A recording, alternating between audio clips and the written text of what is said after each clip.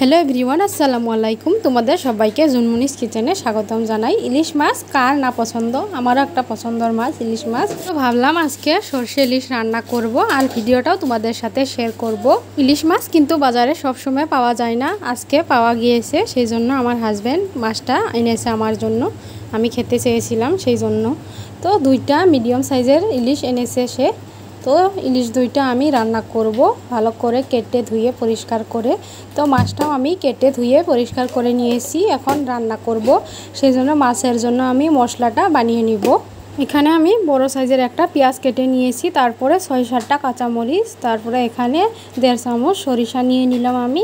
তারপর এখানে পেঁয়াজগুলোও দিয়ে দিলাম আর মরিচগুলোও দিয়ে দিব। দিয়ে আমি এগুলো ভালো করে পেস্ট করে নিব। তো মশলাটা বেটে নেওয়া হয়ে গেছে, তারপরে এখন আমি চুলাটা ধরিয়ে নিব। তো চুলাটা ধরিয়ে নিলাম, নিয়ে একটা কড়াই বসিয়ে দিলাম গরম হওয়ার জন্য। তারপর কড়াইটাও গরম হয়ে এসেছে, এখানে আমি পরিমাণ মতো সরিষার তেল দিয়ে দিলাম। তারপর বেটে রাখা মশলাগুলো দিয়ে দিব, তেলটাও গরম হয়ে এসেছে। তো মশলাগুলো আস্তে আস্তে করে আমি এখানে দিয়ে দিলাম।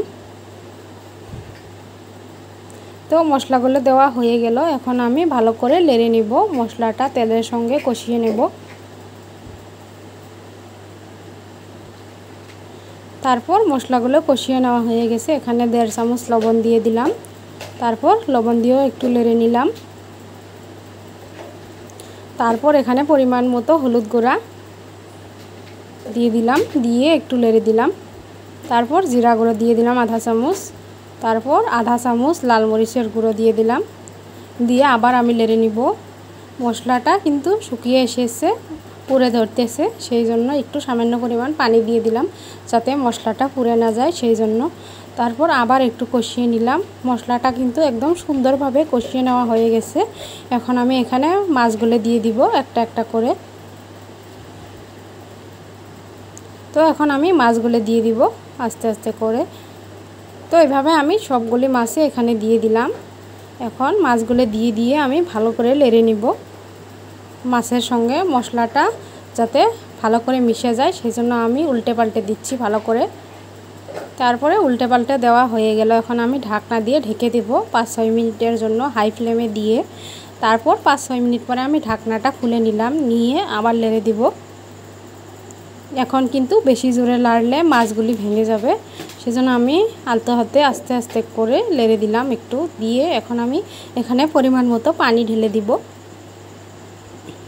তো আমি পরিমাণ মতো পানি ঢেলে দিলাম মাছটা সেদ্ধ হওয়ার জন্য। আর একটু পানি দিতে হবে, আমি একটু ঝোল ঝোল রাখবো সেই জন্য পানিটা একটু বেশি দিয়ে দিব। আপনারা ঝোল কম খাইতে চাইলে ঝোলটা একটু কম রাখবেন, পানিটা একটু কম দিবেন। তারপর আমি আবার ঢাকনা দিয়ে ঢেকে দিব 15 মিনিটের জন্য। তো 15 মিনিট পরে আমি ঢাকনাটা আবার খুলে নিলাম। এখন মাছগুলো রান্না হয়ে গেছে, আমি এখন গ্যাসটা অফ করে দিব। তারপর আমি গ্যাসটা অফ করে দিয়ে দিলাম। এখন মাছটা আমি সার্ভ করব একটা বাটিতে। তো আমার মাছের ফাইনাল লুক। আমি এইভাবে সরিষা ইলিশ রান্না করি। সরষে ইলিশ রান্না করার সময় কিন্তু সরষেটা কম দিতে হবে, বেশি সরষে দিলে কিন্তু তিতা লাগবে, তিতা হয়ে যাবে, খেতেও ভালো লাগবে না। 1 চামচ অথবা 1.5 চামচ দিতে হবে মাপ অনুযায়ী।